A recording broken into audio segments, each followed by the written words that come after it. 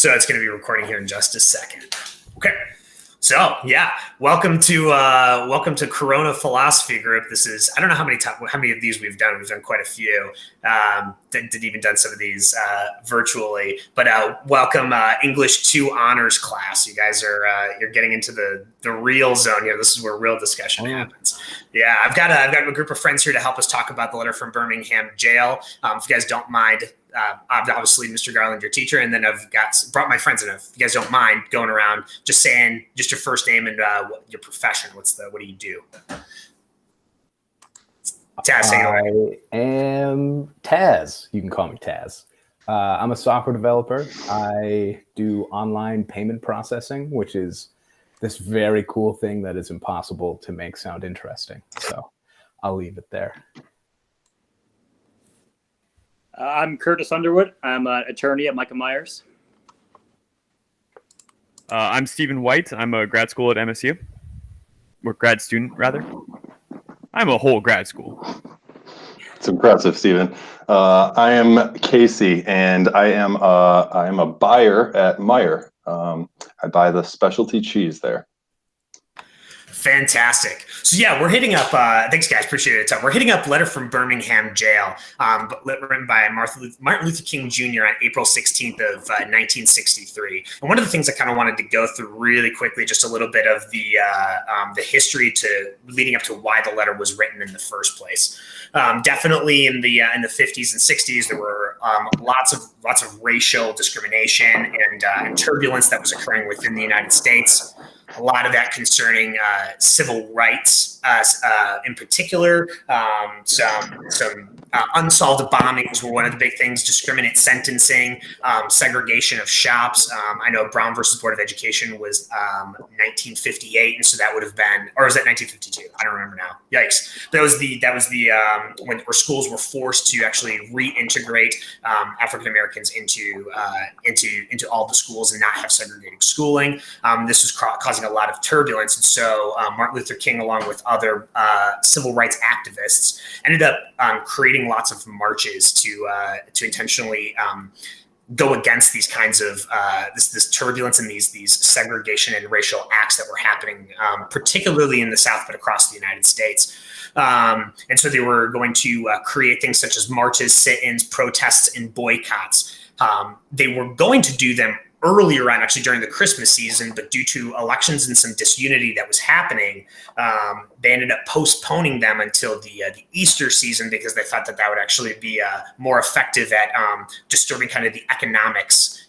And they chose Birmingham because Birmingham seemed to be the seat of the largest amounts of these kinds of discriminate sentencings, unsolved bombings, and segregation.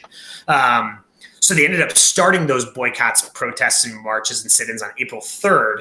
And then by April 10th, the circuit court judge in Alabama ended up making a decision saying that all parading, demonstrating, boycotting, trespassing, and picketing was going to be deemed illegal and subject to jail sentences.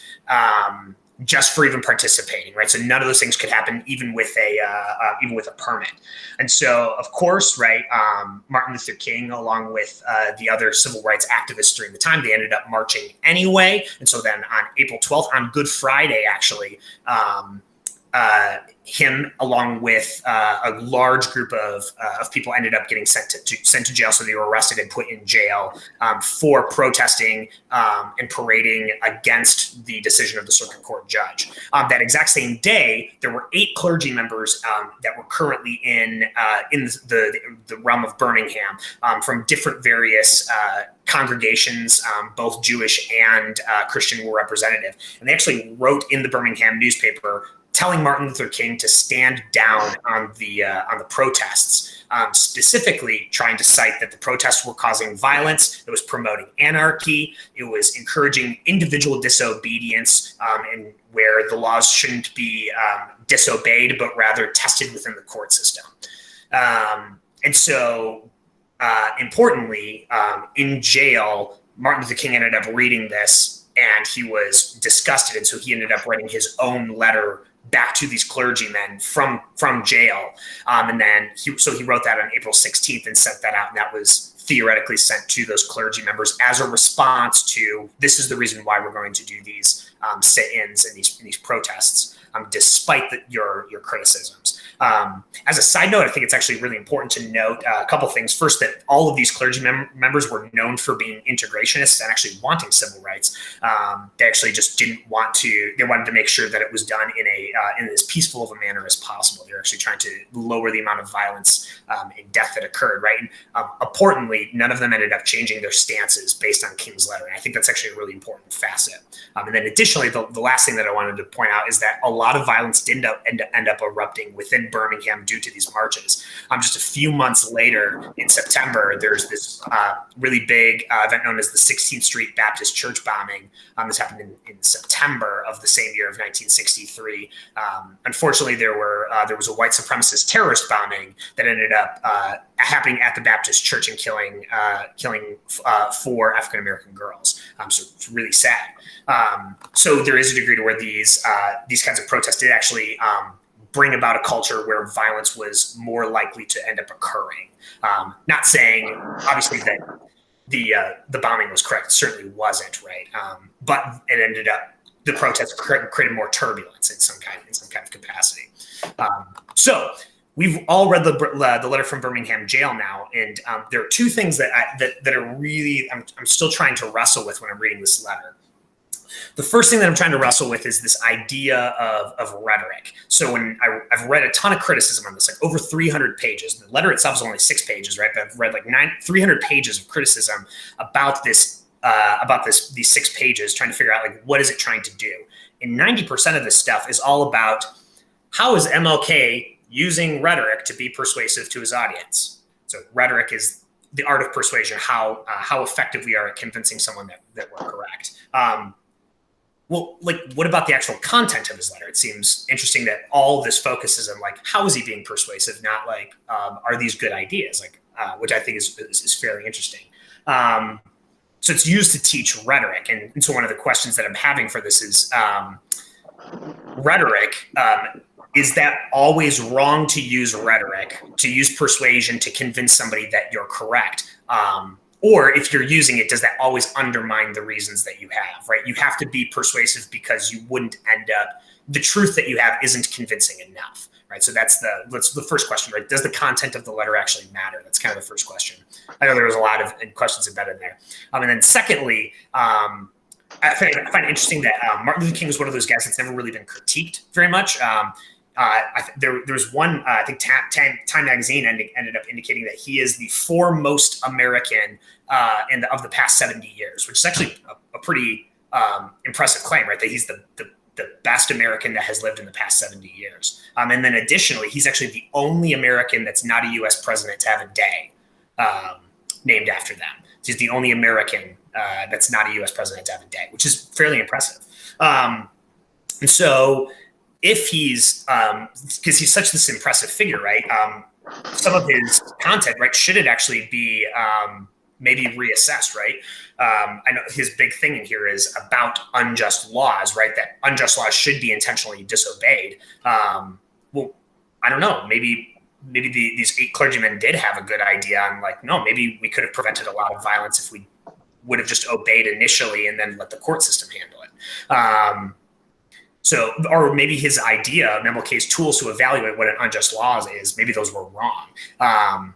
So thinking about like, is he actually correct? And then additionally, right, if the content of his letter does matter, how can this letter help us with today's kind of a resurgence of the concerns of Black rights with the BLM movement today? Or is this letter really just a relic of the past, only useful in the past? So those are all my thoughts. I appreciate that was a lot there. But I'm interested, maybe we should tackle rhetoric first, or we can tackle the content and its relation to BLM after.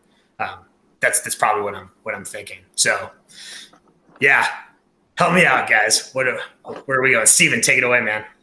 So my thought with rhetoric is that maybe in an ideal world, you wouldn't need that. In that if I'm a soldier in the trenches of World War I and my commander is telling me to go charge, I may know it's a good idea to charge. I may know that strategically there's actually a lot of value in charging, and I may know that my cause is right. However, all of those facts are perhaps not enough to get me to actually charge. Hence, why a lot of the speeches that that are recorded are military speeches, in that they are persuasive not because the soldiers need convincing that their cause is just, but they need convincing to actually go and do the thing. Which I think you were wise in bringing up the fact that, like, interestingly enough, as convincing as this speech is, and as rhetorically brilliant as MLK's letter is, the clergy still didn't act. But I still think that there is something to be said for rhetoric being the thing that perhaps drives you to action, whereas if a speech is rhetorically convincing but actually doesn't really have any content behind it, sure, you might be willing to do something eventually, but your motivation is going to run dry as soon as you start thinking, wait, what did that person say? Why am I doing this again? In my mind, to affect sustained action, you need both a logically compelling / just a plain flat out true proposition, but then also you may need rhetoric to actually convince somebody to take action. I don't know. What do you guys think? So my primary, so I'm gonna go the Socrates route. The primary criticism that I would try to push back, and I don't know if I even believe what I'm saying here, would be that if you need convincing to go fight in this war in the first place, like if it's not just readily apparent to you that this is the right thing to do, like you're in the trenches about to go fight, if you need someone to kind of like get your juices going to fight, well, wait, maybe that's because there's a reason why that you don't believe that it's a good thing in the first place. And so it's subverting what you actually want to do, what you should be doing in the first place, right? You already have the idea of what I should be doing, and this general has just subverted through emotion what you want, what you should and wanted to have done to get into. He's manipulated you into doing this particular action. Right. For Socrates, virtue was pretty much the equivalent of education. No one would do the wrong if they just knew how wrong that was and how right the right is. Nobody would go and steal, even though they wanted to feed their starving belly, because if they really knew how bad stealing was, they would rather just go hungry. That said, as much as I love Socrates, and as much as a lot of my background is due to him, I think I actually would disagree in that humans aren't robotic. They're not simply going to do a thing because they've heard a logically compelling set of propositions that has yielded to an inexorable conclusion. Sometimes we need a little more something to get us going. Otherwise, all speeches, all communication at that point would pretty much, I would say, would be just distilled to mathematical propositions and syllogisms, and I don't think many people find those convincing as much as I would love that to be the case. Hey, Liv, can you give your definition for rhetoric one more time? Yeah. So the definition that we're going to use in high school most often is going to be the art of persuasion. So it's the specific techniques that you use to accomplish the goal of convincing. So as a painter uses specific types of brushstrokes to achieve beauty, a rhetorician is going to use specific poetic flourishes in their speaking to achieve the goal of convincing the other person. That's going to be a very high school definition. Yeah, interesting. I'm inclined, my intuitions, I'm inclined to say that the thing itself is just a tool, and whether or not it tracks to truth, for lack of a better term that pops into my mind, would be the thing that makes it either good or bad. Right. So to Stephen's point, right, with a syllogism, you could take modus ponens. It's a very simple argument. You could give your students a modus ponens argument for why they should work out a little bit ahead up before their next paper. And it may not be as effective as it would be if you could color that in a little bit with some rhetorical devices that would allow them to potentially get motivated. Oftentimes, like when I think about the people that have had the greatest influence on my life, it's the people that are not only logical and not only admirable and virtuous, but also the ones that can kind of take that and lead and create a vision, but then motivate others to want to move toward that vision with them. I think that's what we think about when you think about somebody that's got like the golden tongue, for instance. I think that could be used for good or it could be used for evil. And so the thing in and of itself it's not obvious to me that it needs to be synonymous with evil unless we want to make the definition of rhetoric something like manipulative or coercive or deceptive or something along those lines. So I'll fit into that. One of my biggest thoughts is that I maybe this isn't what's happening, but it almost sounds like we're talking as though there's like making a base argument, and then we're kind of embellishing with rhetoric on top of that base argument. But I think that would be sort of incorrect. I mean, the study of rhetoric is the art of persuasion as such, and the use of logic or bullet points is just one of the ways that we persuade people. The use of passion for your argument, which is showing that you believe what you're saying, is another mechanism. Like, these are all just mechanisms to try to convince somebody that you're right. So I don't actually see really a categorical distinction between these different forms. And you're ultimately just, there's something you believe and you're trying to convince someone else you're right. And so the idea of, well, strip that away to like something beneath it, like, well, there isn't anything beneath. It's all just, you believe something and you're trying to convey it in different manners, whether that is through more emotion in art or through something that would feel more dry, but they all just feel like different types of tools to me. Yeah, that's probably fair. I know there's the big three in rhetoric, the forms of persuasion are, if you remember your high school, are ethos, pathos, and logos, right? So that's the credibility of the speaker, the emotions of the audience, or the reason of the argument. So it's ethos, pathos, logos in order. I'm wondering if Socrates in his hate of rhetoric is pushing towards this idea that ethos and pathos often are too subversive of the logos, and because of their subversive nature, shouldn't be applied in situations. Like, we shouldn't try to be passionate, and we shouldn't try to be rest on authority, because those things will end up subverting the actual structure, the other tool of the rhetoric, the reason portion of the argument. So I'm wondering if maybe a lot of his frustration is this lack of balance on one side, and so they're not being used well. And so as a result, because you can use credibility and the ethos, and because you can use emotions to convince people, you can use those things to convince people of the wrong things. Maybe that's the. So that's a fair point. I mean, to be clear, Socrates wanted to abolish all forms of art. Like, this is what he wasn't by our modern sensibilities, he was probably not quite on the same page. So I don't disagree at all that you can use emotions to convince somebody of something that's wrong. But I think that is no more true than the fact that you can use dry reasoning to, if you are ahead of somebody in that regard, so in Socrates, he had the sophists, who he despised. They'd run around and their whole thing was, I can convince anyone that anything is true. And so I think it's just as true that you can manipulate or be deceitful with those other forms as you can with more emotionally based forms of persuasion. One of my professors in college had the catchy saying that figures lie and liars figure. And then there's the famous saying, there are three types of lies, damn lies, and statistics.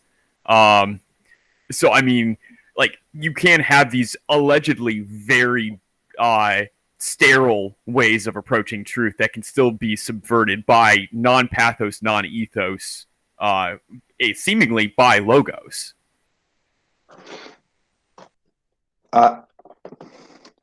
So maybe this will be a little bit out of left field, forgive me, but I actually don't think logos is enough.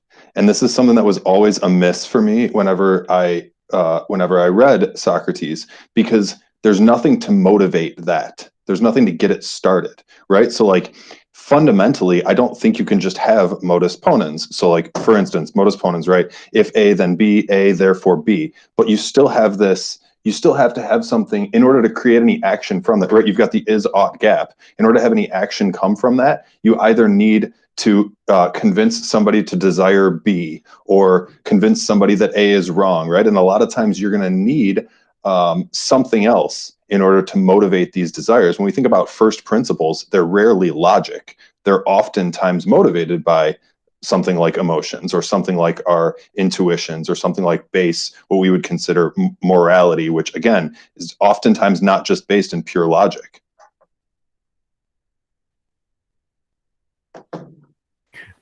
So if I'm understanding correctly, when MLK is arguing with this, you would say that the overall structure of his argument is, hey, if something is wrong, we should resist this, and by corollary, you should not be fighting me on this.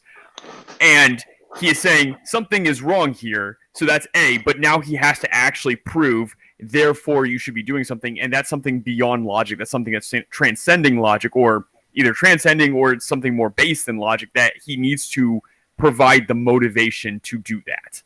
And that's where rhetoric comes in.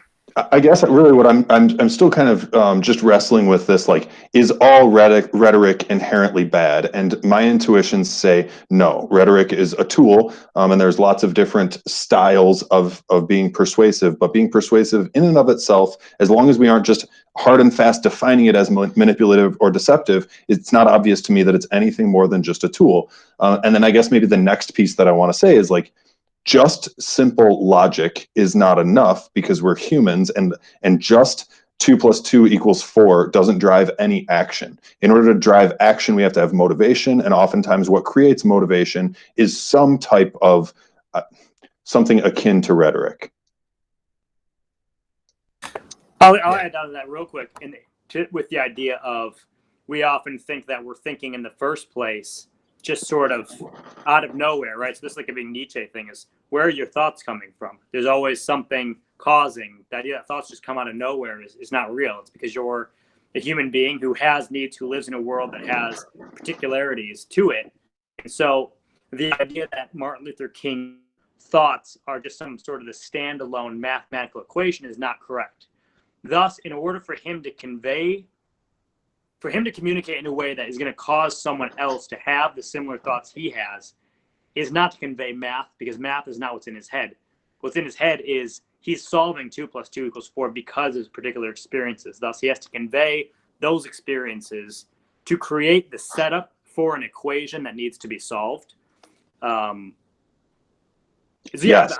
I think that's something like that. You and I are 100% on the same page. I think maybe now. And then to me, the really fun place to go from this, I don't know if you're going to have exercises from this or not, Liv, but like, to me, one of the things that would be super fun about this is actually trying to break down from, I mean, it's relatively long, but like, what are his first principles, and then what are the things that he layers on top of that? What things are actually fallacies, like things that we shouldn't take seriously as an argument? What things are actually solid arguments? And then, like, that's where, if I went back to my debate days, that's where I would start to be like, all right, cool, here's where I think I can pick this argument apart. Not that, overall what he was saying, that I necessarily disagree with all the points of it, but it would be a lot of fun to be able to poke through and be like, no, this isn't a great argument. This one isn't super strong. Yeah, and go from there.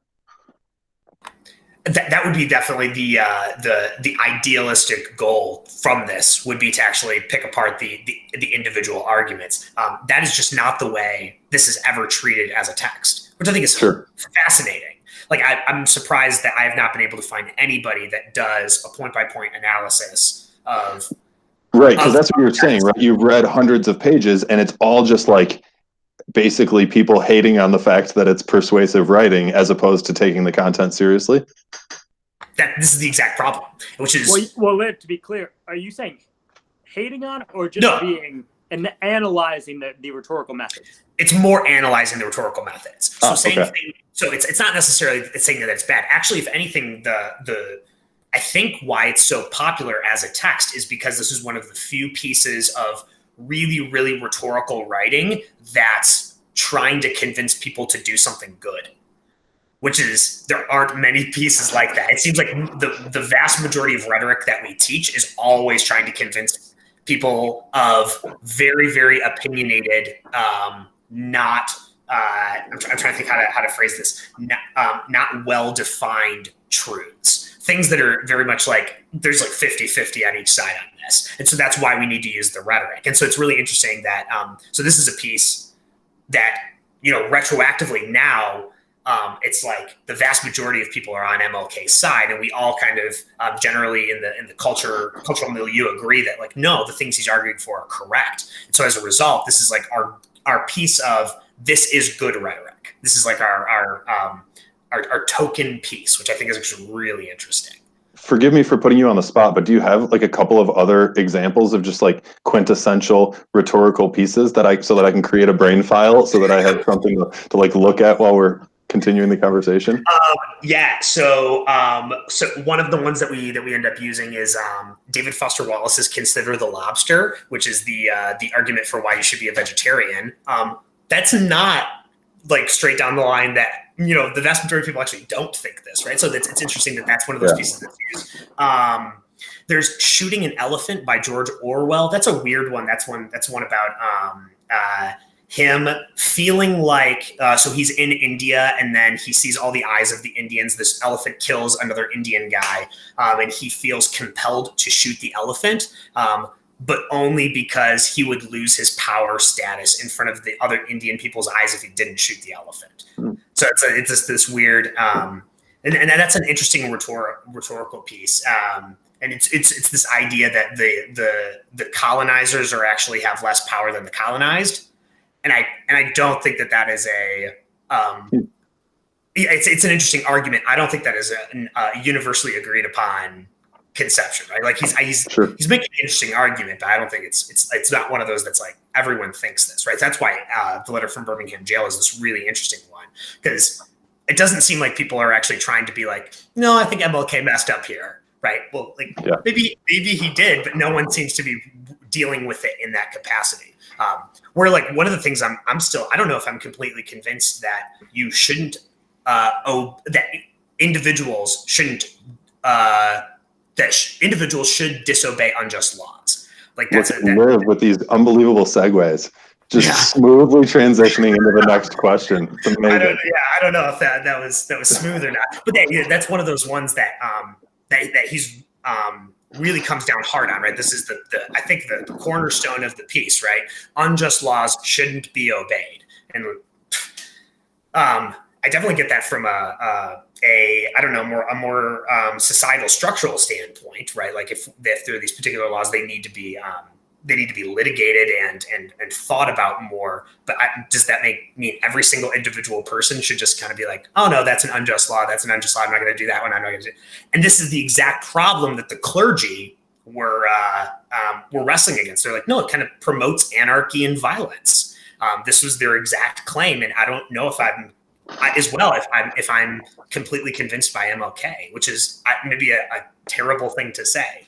I'm on MLK's side, and it's interesting because also the clergy are as well. It's this really fine, moral, political, judicial point, and I'll chime in there.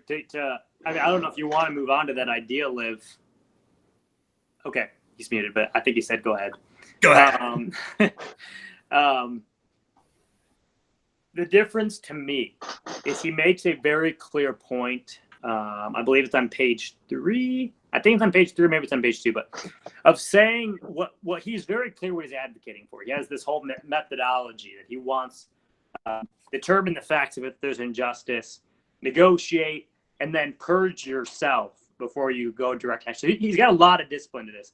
But the big clincher for me that makes me comfortable with his posture on this is he makes a clear point that he says, and then you accept the consequence. So if you believe the law is unjust, it's not go do what you want, complain when there's consequences. It's you just go marching, doing what you believe is right, and you just accept the consequences because, well, that's the consequences of me doing what's right. And that's very different than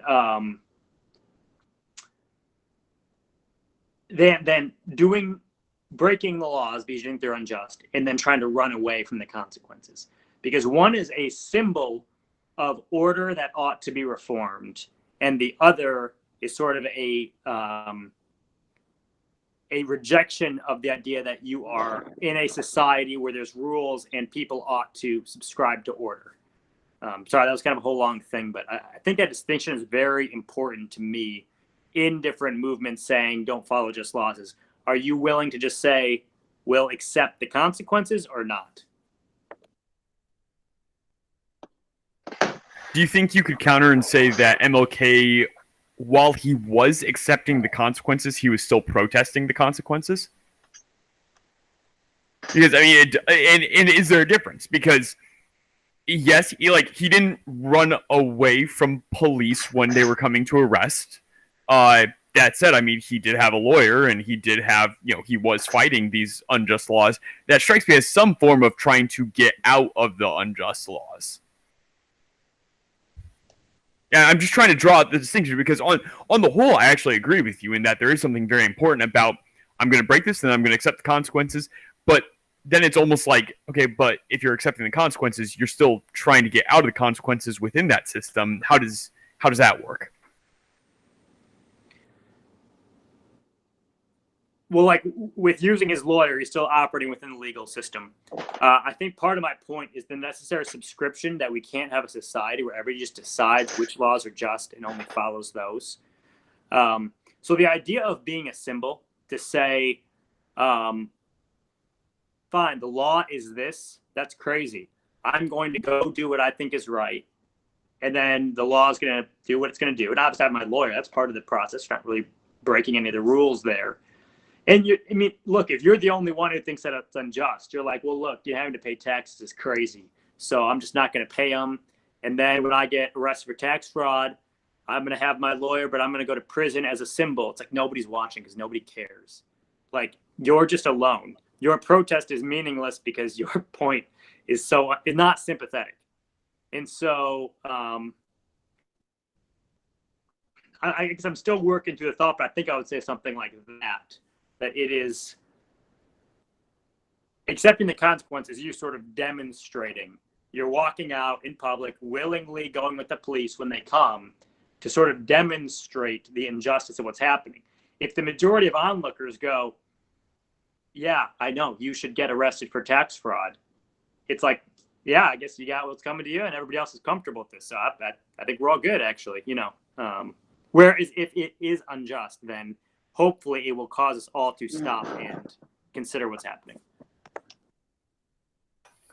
I guess I'll talk now. Man, talking's harder than getting a muster flick. So I think the reason I'm talking now is because I finally disagree with something. Kurt, you seem to be saying that the reason that it's okay for MLK to disobey legal things is because he's a symbol, which I don't know if I would be on board with, because I guess I am in the camp where, like, if you think something is wrong, then don't do it. And oh no, I'm trying to come up with an example. That's the problem with MLK, is he's on the right side of history, and currently I am in what will be history, and so we don't know the right side yet, so I can't just give a clear-cut example. But I think if there was a law that said that I was supposed to kill somebody, I am not going to follow that law, even if nobody else sees it, even like totally separate from being a symbol or having a sympathetic cause. What do you say to that? I don't disagree at all. I'm not. My point wasn't it's justified because it's a symbol. My point would be that the way to balance the fact that people ought to do what is truly and morally right with the reality that we need a system of order that works for all of us, otherwise it's anarchy and that's the worst for everyone, is that if you believe a law is unjust, your protest of it needs to be accepting of the consequences, as opposed to a complaint against the consequences. I mean, if you're going to take this avenue, right? Obviously, there's like the talk to your senator route, which is, it also works. But like, if you're going to be like in the street disobeying, to me, what makes it not an anarchic problem is the fact that they're accepting the consequences. And MLK says it really well, and I don't have it in front of me, so I'm going to paraphrase. But he says that your means have to be as pure as your goal. So for me to be like, I'm not going to obey this law that tells me I have to kill this person, so I kill some other people to, like, break apart the government to stop this law. It's like, well, shoot, I just defeated my own cause there. Right. So I completely agree. Yeah, MLK does a lot of the one of the points that he emphasizes over and over again is the idea of self-purification prior to the marches. So you have to examine the they do have like the prayer of examine. He made all the demonstrators try and do that prior to marching. This idea of like, what are your motivations for the particular marches that you're going on? Because if you're doing this just so that way you can gain revenge, that's not the point, right? We're not trying to be vengeful.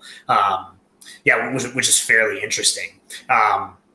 It definitely does seem like MLK is pulling this really interesting middle way, right? Between I don't know, just go talk to your senators, and I don't know, let's just take our guns and start blowing up the world, right? And he's got this like real middle way, which is probably why he's so effective in some kind of sense. I wish I had more to say. One of my theology professors would use him as an example and say that pacifism is not the same as passivism. That just because you are refusing to do violent action does not mean that you can't be creative and still affect change. That, yes, the kind of patronizing, go talk to your senator is not going to help things. But then again, violence typically just begets violence. And so MLK's critique on a lot of the other more extreme movements is well-founded in that, yes, what do you think will happen if the black community starts doing violence to the white community? It's like, well, even if the white community does indeed deserve it for the many years of oppression, you're not actually going to get the changes that you want. You're just going to create strife. And so MLK seems to be doing a really good job walking this razor edge between patronizing nothingness and horrifying violence.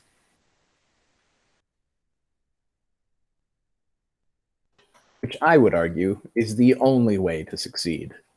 The idea that you need to live now how you wish the world was, to affect change. Even if you don't, you personally affect it, like, you get it that much closer to where you want the world to be. There's an apocryphal tale about G.K. Chesterton where this author, this journalist sends out a prompt to all these famous writers and artists and influential thinkers of the time. And the prompt is, what is wrong with the world? How do we fix it? Or I think it's just, what is wrong with the world? And Chesterton writes back to the author, me, sincerely, G.K. Chesterton. And I really like that, in that there is something very important about taking responsibility for the fact that, like, yes, if all of us would act responsible towards the world, perhaps then the world would actually be a better place. And taking, even for a moment, taking that burden seriously and saying that, like, actually a lot of the world's problems are my fault. There is something, like, while hyperbolic, I think there's actually something quite edifying about it. Well, I really think that Martin Luther King is one of, if not the most shining example of somebody who did that in his movement, where he was very self-refining, both in the black and white community, to say, we have to ask how we are the problem, and seemed to actually do that quite legitimately, at least on the scale of people who do things. No, I mean, so I really do think, to Adam's point, that he's one of the few people who actually seemed to live in a way that represented the world he wanted, as opposed to being like, well, we'll just get this way now and hope everybody's different later. I don't know if I would agree that MLK, when I'm reading this letter, it doesn't, I don't think he would come down to the conclusion and say, like, some of the reason why the atrocities in Birmingham are happening are partly my fault. I think he's done this kind of examine, and I think he's kind of come to the conclusion that, like, there is no more that we can do. We are now pure to the point where this is something beyond the scope of our fault. That is why action needs to take place. Well, I think the point of, like, the woes of the world are my fault is actually just that. MLK sees an opportunity to act and then accordingly says, if I do not act, like, that is my fault, and therefore I need to take responsibility for what's going on in the community, for what's going on in the world, and I need to make sure that that is better. I mean, MLK could have just sat back and said, hey, I'm not the racist one. I'm not the one influencing segregation or, like, encouraging segregation. This is not on me to change it. Instead, he took responsibility, even though it honestly wasn't his fault. He took responsibility for that change. Well, and I think the point would be he didn't. I mean, he's very critical of, like, the black nationalists and the way that the black community's response was not always helpful, right? He encouraged people to have this purification process rather than just being tribalistic and saying, they've done bad stuff, let's just go get them, boys. So I guess that's what I was referring to, was he recognized his own capacity for evil before responding and viewed himself as very potentially part of the bad equation. I don't really deny. There's also a degree, which, I mean, it's probably true. There was a point where it's like, all right, stop bombing us. That's like, yeah, it's probably mostly on them at this point. But I do think he took this very legitimate approach to self-purification that represented that ideal. Right. Yeah. That's really interesting. His positionality of it possibly being my fault is actually the reason by which it's definitely not his fault. Because he contrasts that with the white moderates, right? There's all these people that are like, no, we do want change to happen, but, like, we're not going to do anything about it right now because we don't know if the things that we will do will possibly cause more violence. And maybe that's part of MLK's point, is like, no, you guys are the ones that actually aren't taking responsibility, and because of your inaction, you're complicit. This is what is this? Very much related to the the Viktor Frankl quote. What's that one? If anyone, it's related to, if anyone knows the good they ought to do and doesn't do it, is sin. But that's the James version of it. There's a Viktor Frankl version of that. Like, injustice anywhere is a threat to justice everywhere. That's MLK, though. No, that's MLK. That's in the letter. No. There's a Viktor Frankl quote about not doing evil or something like that. That by not doing anything, you're increasing the evil in the world or something like that. Oh man, I wish I had it. I feel like such a dweeb. I'm pretty sure it's with great power comes great responsibility. It's not. It's that It one. is. Guys, I think I nailed it. Let's keep going. Oh my gosh, that's hilarious. It's definitely not that one. I don't know. All of Lyft students now write that as the answer to every question on the test. Yeah, Spider-Man's uncle. Mm-hmm. Oh my gosh, that's hilarious. All right, so I want to backtrack just a tiny little bit. I should have spoken up slightly earlier, but I think Kurt, I respectfully disagree with. I think what he did was in the right direction, but I worry about, if we take like a Kantian approach and we think about the categorical imperative about whether or not we would will it for anybody in the relevantly similar circumstances to do the same sort of thing. So if we just take the form of, anytime something is unjust, as long as you just abide by your moral code, it's okay to break that law, provided that you're okay with the consequences. Like that, it worries me that humans in general are not equipped to be making those sorts of judgments. And like I don't know that I'm comfortable with people just taking that permission and trying to navigate that themselves. I think like if I just wanted to do a cold calculation of it, I'd be way more comfortable with people just like generally abiding by the laws than instead people just like generally abiding by what their moral intuition tells them is right,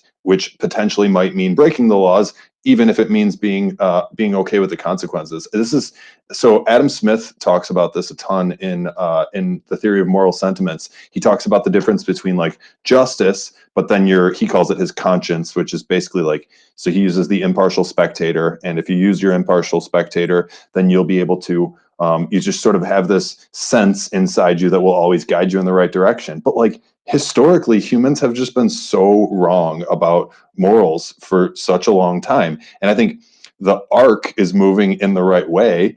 History, I think, is moving in the right direction. But it's always rubbed me the wrong way to think about giving the individual the permission to break the generally agreed upon rights when their gut tells them to do so. Now, I think that's so. If you'll indulge me for just one moment, I think that's what makes MLK heroic in some sense.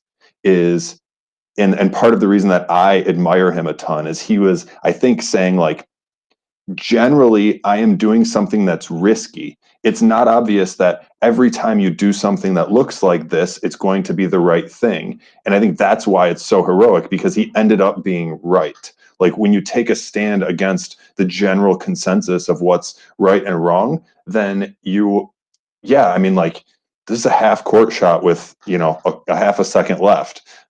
This is the thing that like history's made of, and I think why it's so impactful on us today.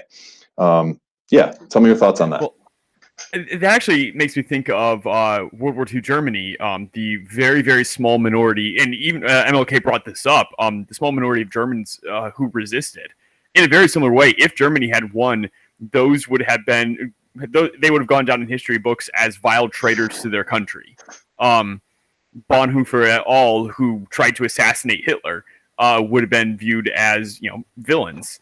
And we now view them as heroes, but they didn't know how everything was going to shake out. When they died, for all they knew, they were about to die stupid, pointless deaths. That nobody would remember them, and now we remember them today as such. But the point of the matter is they were willing to take that risk, and they, I think, to Kurt's point, were willing to were willing to accept the consequences. I mean, Bonhoeffer himself was actually an active pacifist, and in essence said, like, I believe I am sinning. He was a theologian, and I believe I'm sinning against God. I will answer to God for this, but I must do this. And there is something, I think we brought up Kierkegaard, who knows how long ago, but there is something almost to this like night of faith, this like, I can't necessarily give justification for this, but I know it's right, and therefore I've got to do it. But you should also understand that there aren't many people in history that actually qualify as that, and odds are you're not one of them, so are you really willing to take that risk? Yeah, I guess to put it more succinctly, that's the point that I was trying to make is like, you might be right, but like we probably shouldn't make it a general rule to just be going by what your gut tells you as opposed to what the law tells you. Like you better have some really, really long, hard thought sessions and consult with some trusted advisors before you start to just go off on a whim and break the law because you think that it might not agree with what your moral sentiment tells you. This is really fascinating. Sorry, I just want to cut in just for a second. Another aspect of how the letter from Birmingham jail is used is specifically as a game plan for how to enact political change through nonviolent resistance. So this becomes like the game plan, and then it's kind of codified as into these particular steps of these are the things you're supposed to do. You're supposed to be boycotting. You're supposed to be doing sit-ins. You're supposed to be doing marches of nonviolent protest. Well, that becomes really interesting because the pushback then on this is. No, these are not general rules for enacting political change. This was a Hail Mary pass that worked once, but that doesn't mean you always throw Hail Marys when you play football, right? Running is a really good option a lot of the time. You don't always want to just throw the Hail Mary every time. And so that's a really interesting way of thinking about it. That's a fantastic analogy for really what I was trying to get at, because it's not that I think he was wrong. In fact, I think he's a hero, but I don't think that it would behoove us to just imitate him all the time, right? Just like you said, like if you start off the game just tossing out Hail Marys, it might work out once in a while, but more often than not, it's going to go awry quickly.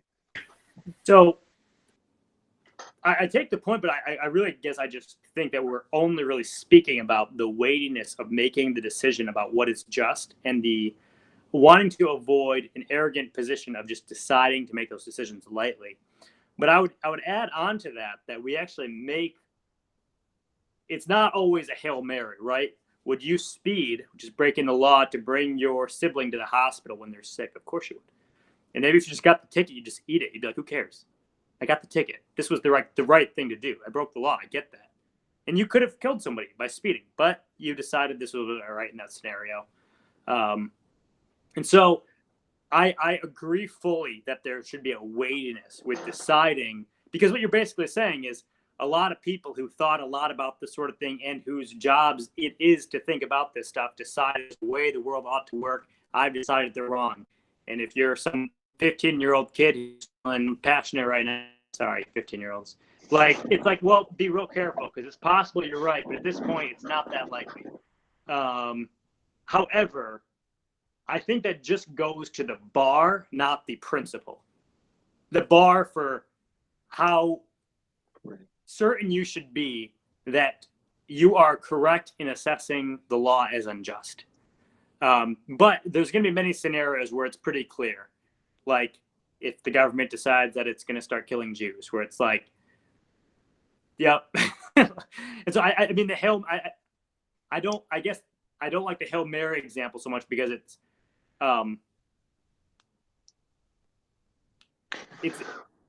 so go ahead. Well, here's my problem. And you and I think we're, as always, I mean, we're super close, and we're kind of parsing out. You know, I love parsing. But we're also just using really easy examples right now, and so that's the thing that worries me about it. So, like, for instance, what about I'm just going to toss a grenade out here, and then I'm going to sign off real quick. But what about right now, like churches being shut down because of COVID?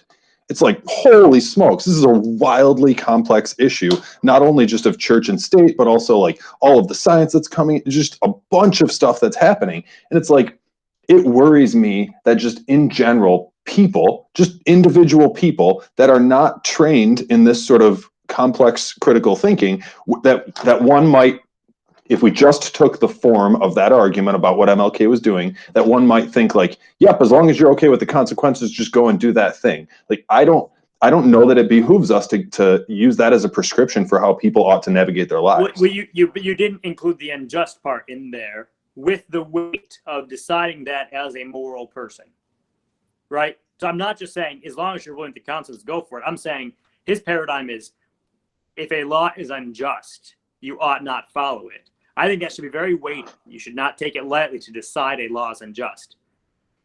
But then the thing that I put a caveat on there to make it is, if you make the decision, the weighty decision that the law is unjust, and you're willing to accept the circumstances or the consequences, I think I understand your fear, but I guess it doesn't also feel to me different than just the scenario we live in the sense of like, I don't think I'm adding anything. It's like, yeah, come on. Like a lot of churches have been operating through this whole thing, you know, like. Sure. I guess maybe I'm thinking about it in a more idealistic way. And to be clear, I would trust you to make that decision. I just know a lot of people that I would not trust to make that decision. So that's the real issue that I struggle with, is just like when I think about, 80% of the people that are acquaintances, if they're just walking around like making decisions about willy-nilly when they're going to break the law, as long as they feel that it's right in their gut, even though they haven't thought about it a ton, which I realize like your argument for that is they're not taking that full weight of. Well, they're also going to be in jail, so they're not going to do it very often. So like, that's the thing, is we do set up an incentive system for a reason. So like the point is you should be like pretty much just willing to turn yourself in at that point, because and so it's like, yeah, I mean, if it's real small stuff, I guess whatever, it slaps on the wrist. But if it's anything that's of consequence to society, it's like you don't get to do it that often, unfortunately, because you got to pay your time for it afterwards. Sure. Yep, that's fair. I'll also note that early in the speech, MLK actually brought up, hey, we did try to work it within the system. We did try to change these laws. We have gotten nothing. We've only gotten empty promises over and over and over again. Each time we get our hopes up, they're always dashed every time. We are now at this point. So even I'm guessing, obviously he's dead, so can't speak for him. But I couldn't speak for him even if he was alive. But that's besides the point. It's actually, we know he's dead. Wait, are you sure? I'm pretty sure there was a cover up. Okay, gotcha. That's it. I mean, I'm pretty sure he would say something to the effect of like, look, just because a law is unjust does not necessitate you break it. First, perhaps try to change that law.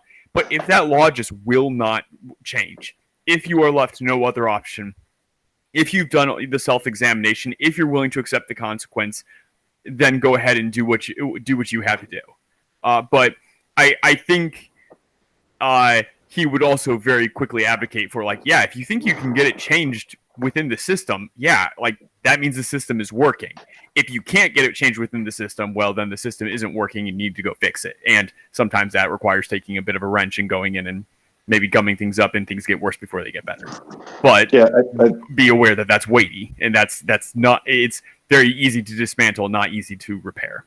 I think that's a great point. That's something that I probably should have taken that part more seriously. You've ameliorated some of my concerns.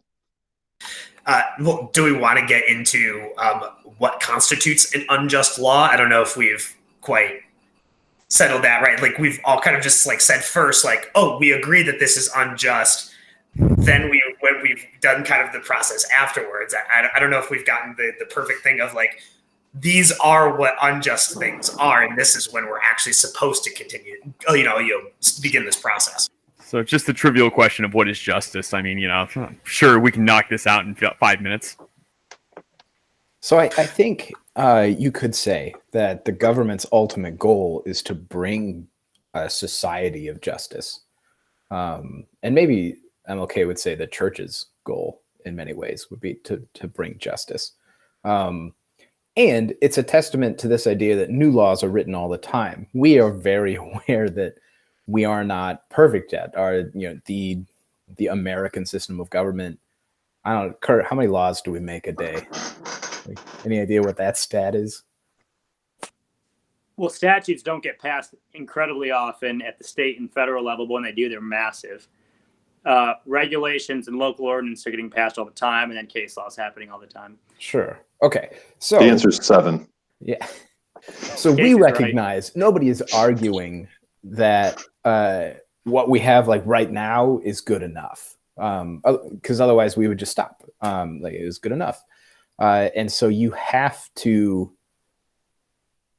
there has to be some mechanism to try to find out what's better than what we currently have. And if that's just you trying to move the football forward by any means possible, maybe we're just back to that old analogy. But the idea is that we need to be moving forward. Not that that's answering your question of what is justice, but trying to elucidate the lack of it currently and the importance of it.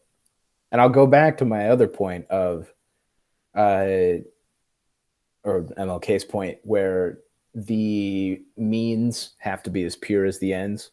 If I think in my perfect world, in my completely just world, there is no killing. And so it's really hard for me to then say, as America, we need to police other nations and sometimes kill others. And it's like, I think to bring about there's a popular phrase that I disagree with. Like, if you want peace, you have to be ready for war. And I think that like, you'll never get peace that way. I think if I'm just peaceful and I'm like, you know what, I'm just going to get rid of all of our nukes. And if you guys nuke us, I guess that's your decision. But like the only possible way forward is like, I give up my nukes and then maybe you guys also give up your nukes and we're that much closer to peace. Not to go to nukes right away, but for me, just to always hold nukes will never have the peace that I want. And so justice in some ways would be,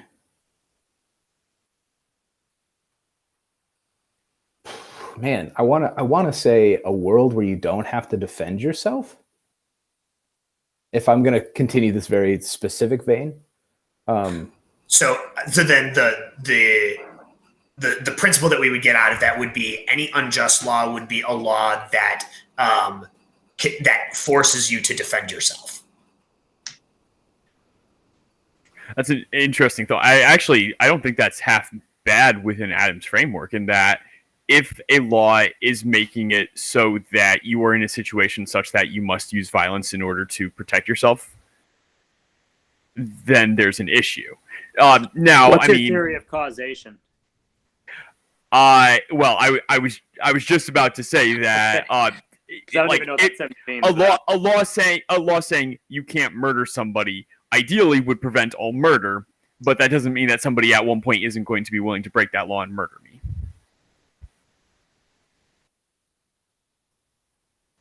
I think to Adam's point, it's at least tertiary, is that justice would be at least related to what Aristotle would term as eudaimonia, or human flourishing. And that's kind of what all of the virtues are pointing towards, is this society in which humans everywhere have a chance to flourish. Slight sad footnote: Aristotle, by humans he only meant Athenians, but we take what we get.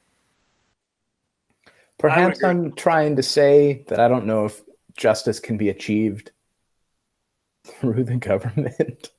It can maybe be achieved if all individuals come together and agree to it. Which that's the premise of Brothers Karamazov, is that if we would, similar to J.K. Chesterton, if we would all accept for a moment that we are beholden to each other, that we are responsible for each other, according to the monk Zazima, paradise would be accomplished on earth at once. Right, yeah, because if everybody just agreed to be good, we wouldn't need to be governed. Government exists because we can't agree to be good, and because we are inherently fighting against our own selfishness, or not fighting against our selfishness. Well, isn't it because we can't agree upon what is good? I think everyone agrees that goodness is better than badness. I don't think there's a single. I wouldn't. There are many, many, many people who would, and I'm going to define good as selfless and bad as selfish. And I'm going to say there are many people who have found that a selfish lifestyle works better for them. Do you think they're actually acting that? Maybe what I'm trying to get at is, do you think that's a function of like bad faith, though, where they believe they're actually acting in a good manner, but they've convinced themselves that they are, but they're actually just being selfish? I think. Sorry. So, Socrates would say that that's a function of bad education. They think they are doing the good because they have been poorly educated. If they only knew enough, if they were properly educated, they would realize that their selfish act of shoplifting was actually bad for them. It was bad for society and bad for them, and therefore, of course, they wouldn't do it. This is what I'm wondering is, I feel like I'm probably in the camp that like 90% of humans, or more, even more, like 95 or something like that, actually think they're good people trying to do good things. There's a large conflict on what good is, and that's actually causing that the definition of what we're thinking is just is actually different. Yeah, and that's okay.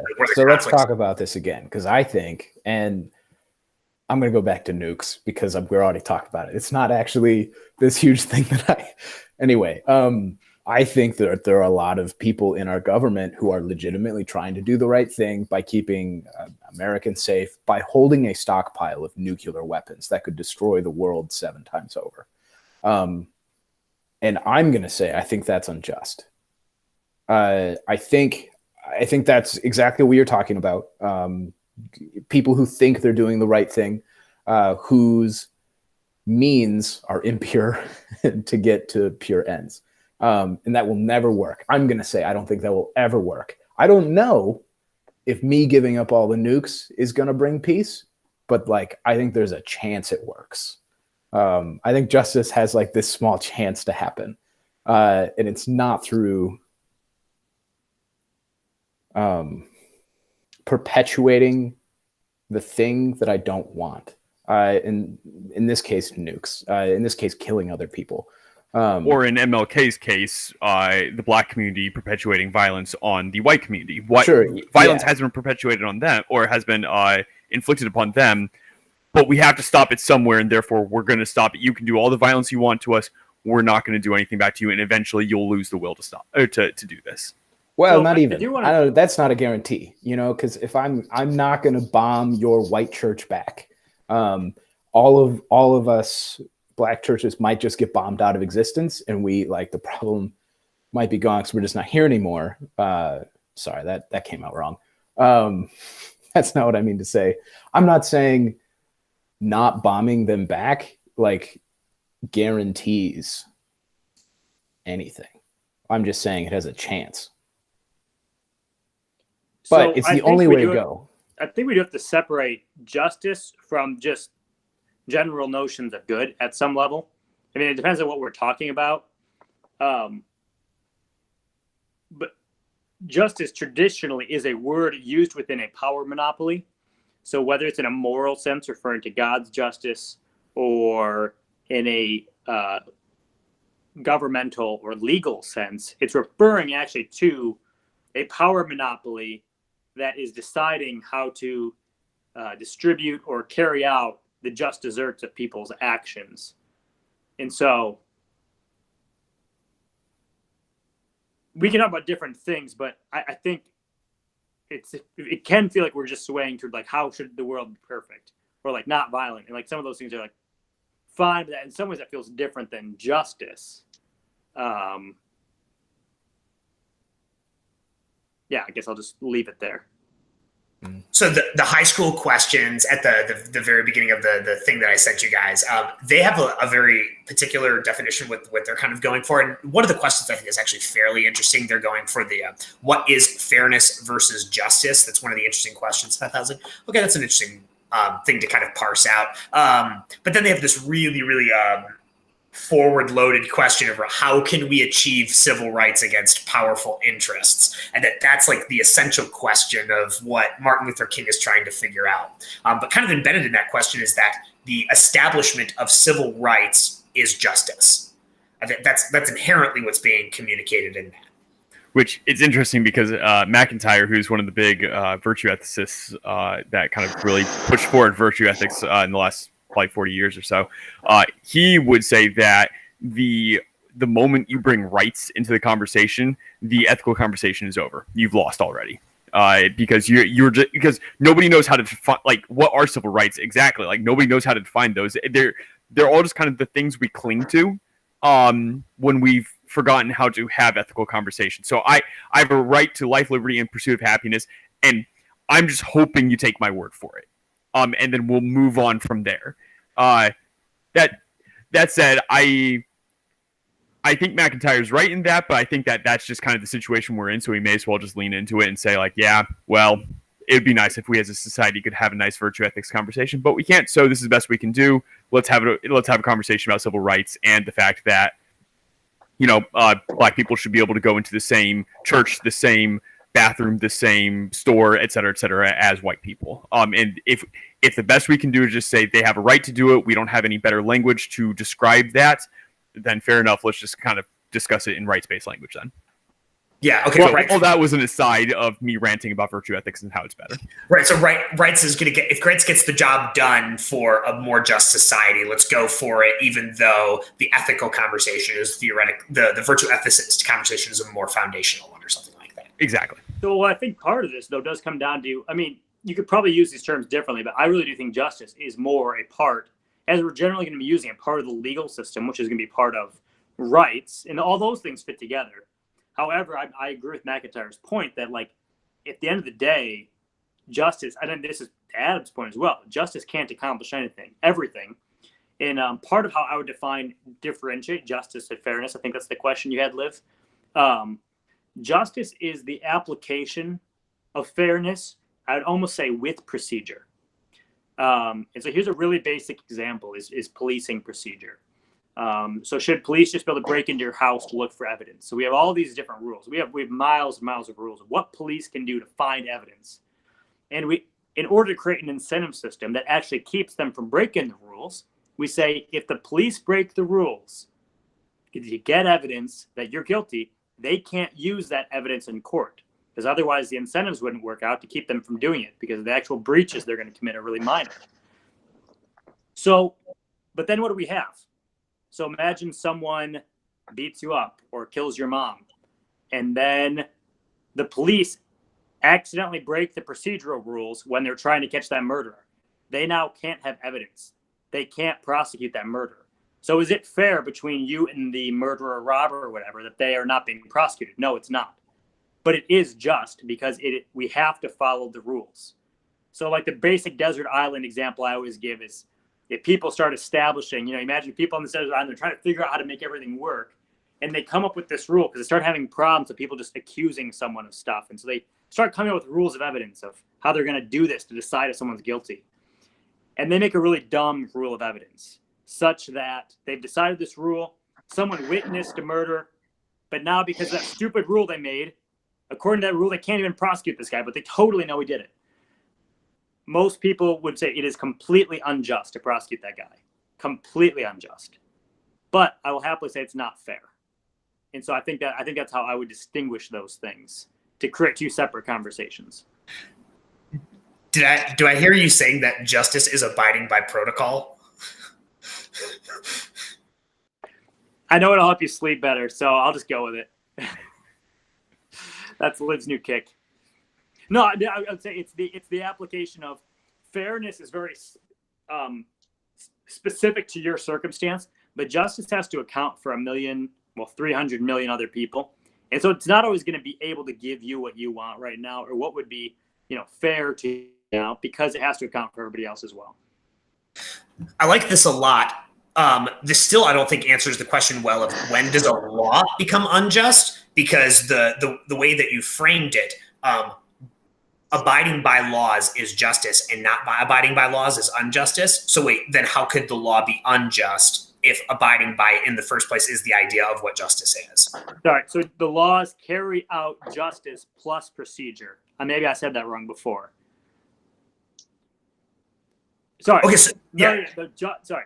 Justice is the law carrying out fairness plus procedure. It needs both aspects of fairness and procedure for it to be just. Yeah, I may have to change that. But isn't procedure defined by the law? So just kind of ipso facto, a law is just because it's a law. But that's not the fairness component. So he's saying it's both components for justice. Well, I guess. So a law. I like it well enough that I'm not going to poke too many holes at it.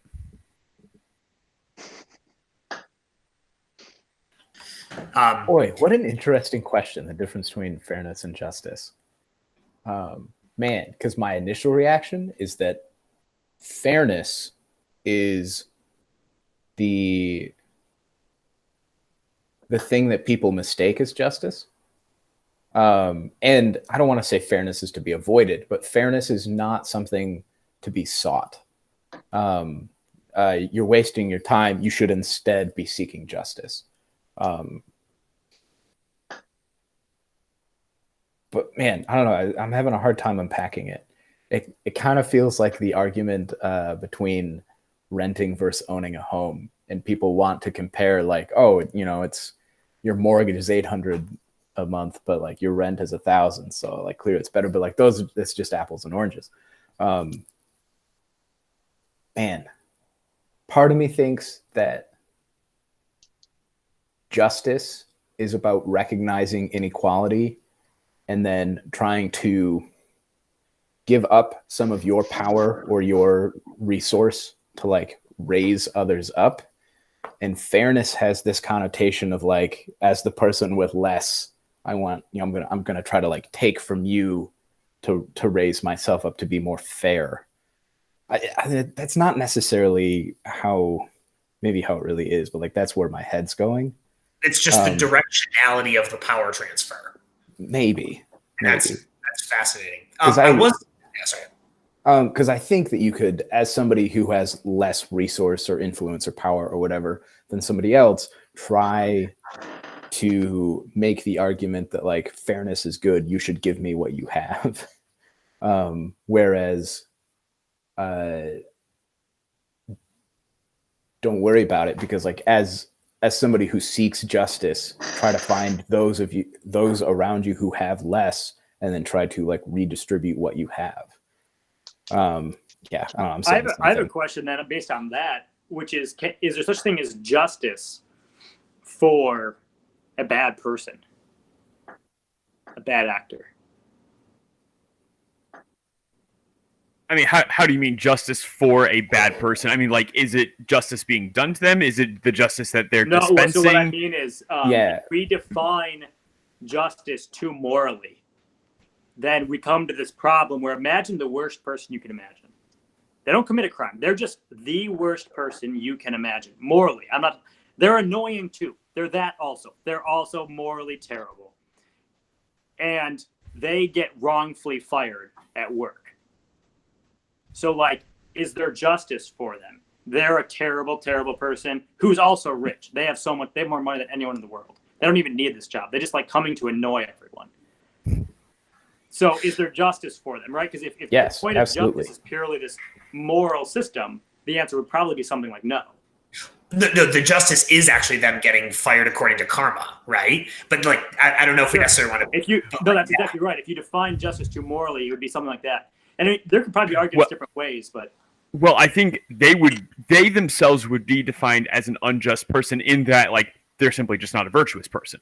That said, I mean, the just society, the virtuous society, would be ensuring a sort of fairness, or a sort of, yes, as long as you were doing your job, you should be able to keep it, and hopefully it will have some sort of system in place to prevent that sort of unjust firing.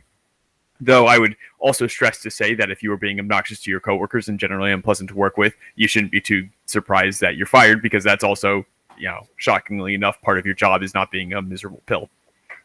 So I think that in my perfect world, in my just world, I'm going to equate those things. Just is perfect. There are no unjust firings. I'm losing steam already. Where you cannot fire somebody for the wrong reasons, even if they're the worst person. Like that just goes back to the impure means to try to reach a pure end. It doesn't work. And so, yes, absolutely, there is justice for them.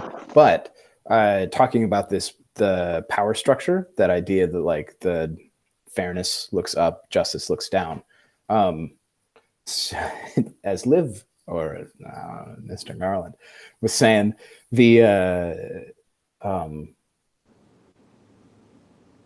shoot, I totally blanked on what you were saying. It couldn't have been that important then, I guess. Directionality? Directionality. Yeah. Oh, no.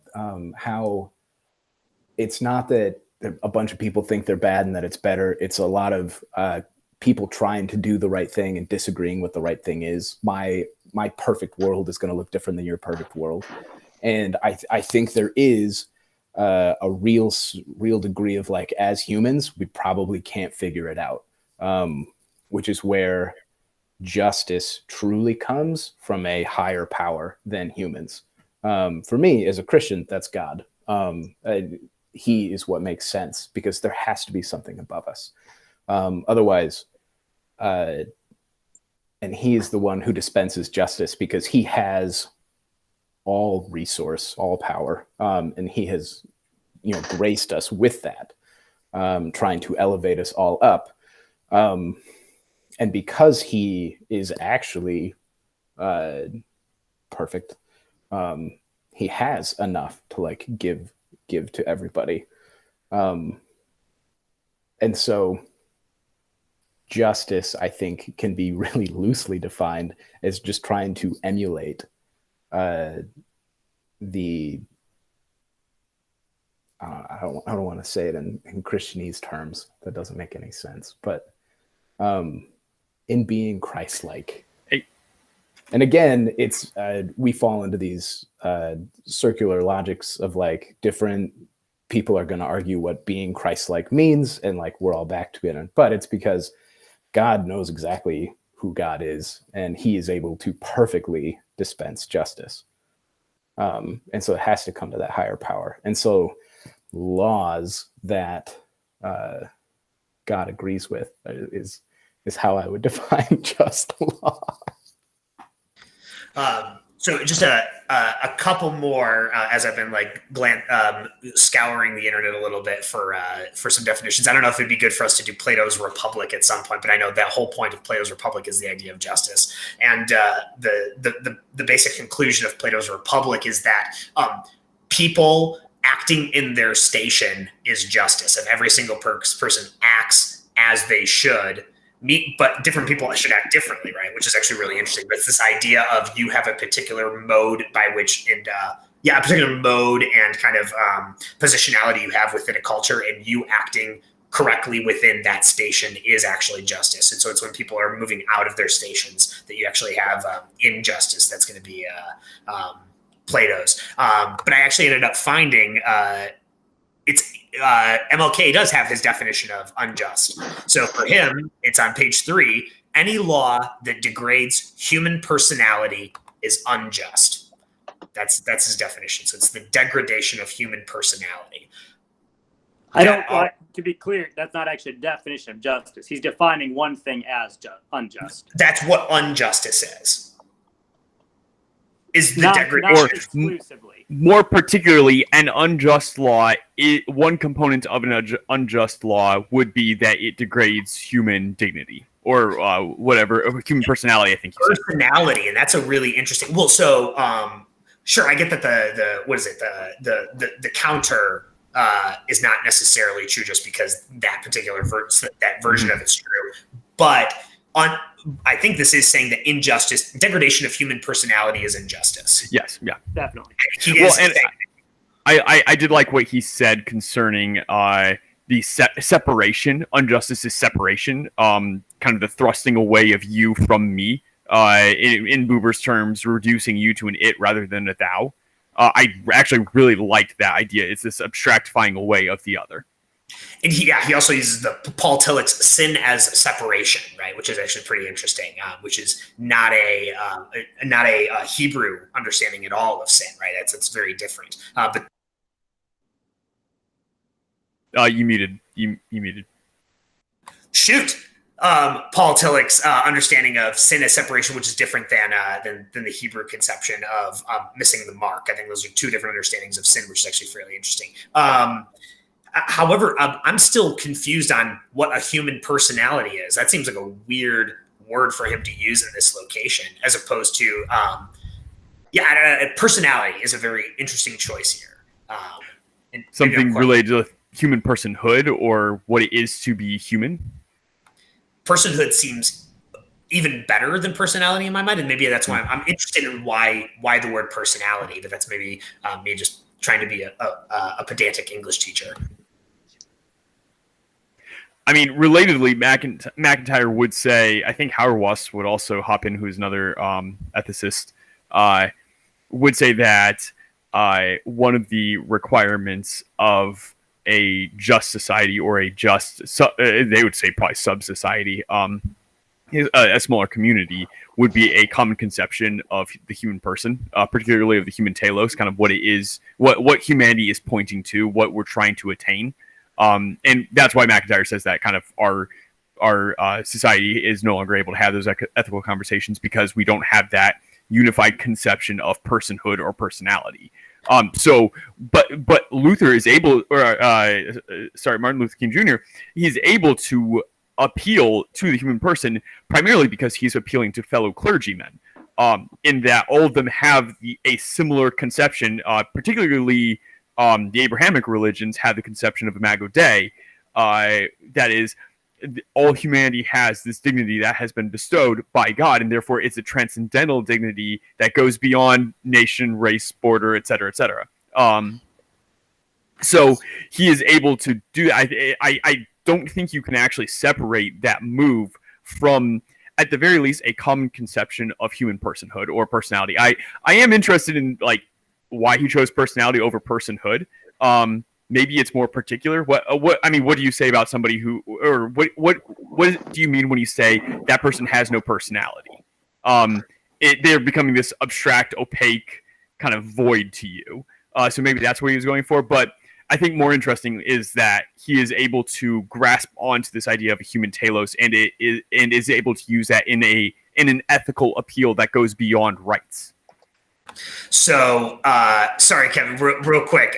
You can certainly take over after this. The reason I'm honing in on this is because I'm gonna connect it into the very last question about how to make this relevant to the current state. Personality is an interesting word because of.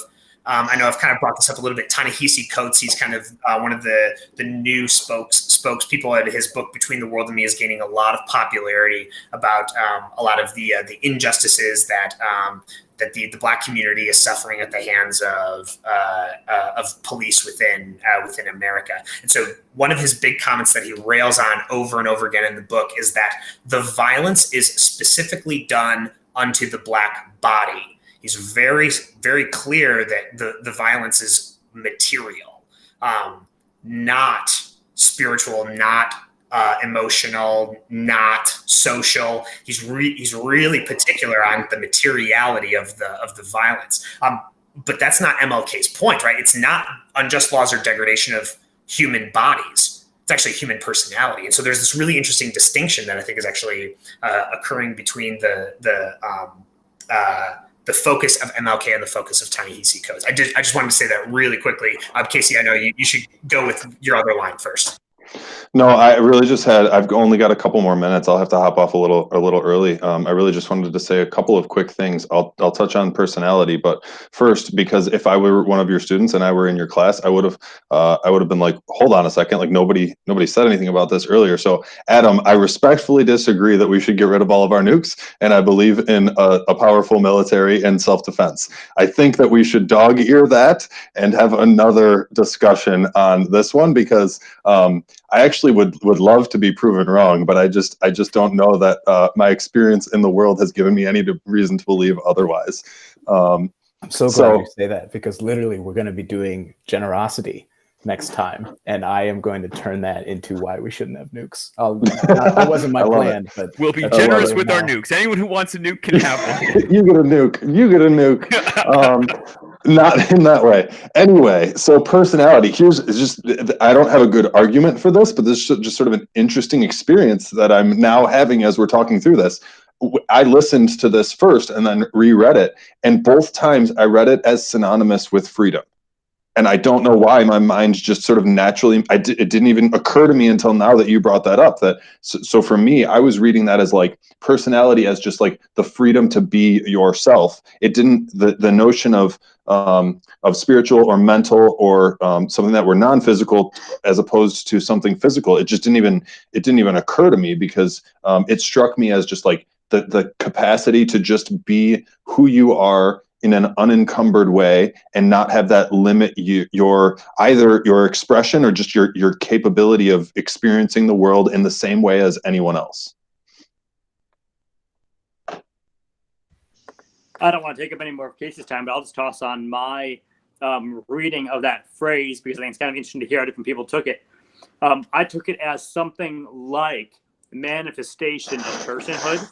So personality. So as an individual, you might have a more energetic or whatever personality, but I think you could describe even subcultures or cultures or races as being personalities of humanity. And I think he's intentionally not using it in specific race language, because I really think, I think Martin Luther King was about not defining people by their race. So I think his point is that there's different expressions of what it means to be a person, and that degrading those expressions is kind of what he's going for. But I just tossed it in because it's interesting to hear different people's reading of that word, because it is a unique choice. It is interesting comparing MLK's kind of accusation that these laws, these injustices are being done against the Black personality versus Ta-Nehisi Coates saying this is being done against the Black body. This is a physical damage. If you read Frankel's Man's Search for Meaning, and a fair amount of Holocaust literature, it does seem that the overall thrust is that, yes, these horrors perpetrated against the Jewish nation were certainly terrible physically, but what was far worse was the spiritual damage. The idea that every single Jewish person within Germany that was brought to a concentration camp was reduced to nothing more than a number. That they were reduced to you can work, you are like not to almost somehow like even lower than the slave labor within all past 6,000 years. Like somehow even slaves had more personhood, more dignity, more whatever. Like that was the true horrors of the concentration camp, was the facelessness of the entire situation. And so, yes. I'm just thinking of this right now. I don't know if this is the case. This is my guess on how Ta-Nehisi Coates is going to reply. He's going to say the concentration on spiritual, societal, and mental and emotional liberation and freedom of the African American community, from Frederick Douglass to W.E.B. Du Bois to George Washington Carver to MLK to Malcolm X. All of those things have not helped the Black community because they're not focusing on the body of the Black person, because they're not material enough. And he uses a lot of liberation language from the Bible in a sense that all of these previous Black leaders have failed because they're too Moses-like. They're actually trying to bring about the spiritual liberation of the Black community, and not the actual physical material liberation of the Black community. And I'm wondering if that would be Ta-Nehisi Coates' critique. And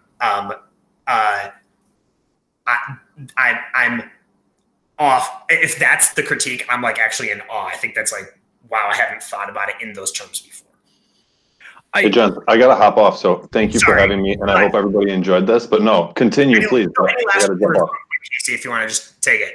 Oh, goodness. No, so I mean, I think this one is fantastic because there's multiple levels on which we can analyze the text, and I think we've done a good job of kind of flowing back and forth from the form of the text to rhetoric itself to the actual content. I've already made some claims about the places that I think it would be fun to poke, and also the fact that I think that because of the fact that it was an unlikely success, it's even more heroic in that way. So I guess the thing that I think my major takeaway from this would be, what could we learn from this that could influence the way that we navigate the current cultural terrain? I think it's difficult, and certainly times have changed and circumstances have changed, but things that have been successful in the past are worth being studied to figure out if there's anything that could be that thread of truth that could help us with current trials and tribulations. Again, I appreciate you guys having me. Hope that the students enjoy it, and I look forward to seeing you guys in a couple weeks. Fantastic. You've wrapped it up very well. Appreciate it a ton. Nice. We'll try to solve the problems without you. Thanks. So I think I'm gonna stop the recording here, and we can continue to talk. Yeah. Stay in school, kids. Don't go to college, though. That's so rough. That's so rough. That really is. So yeah, that's I think that's a good place for us to stop for this recording in the class. We'll continue to talk, and we might have a bonus session on how can we take MLK's ideas and apply them to the current day. That'll be the bonus recording. So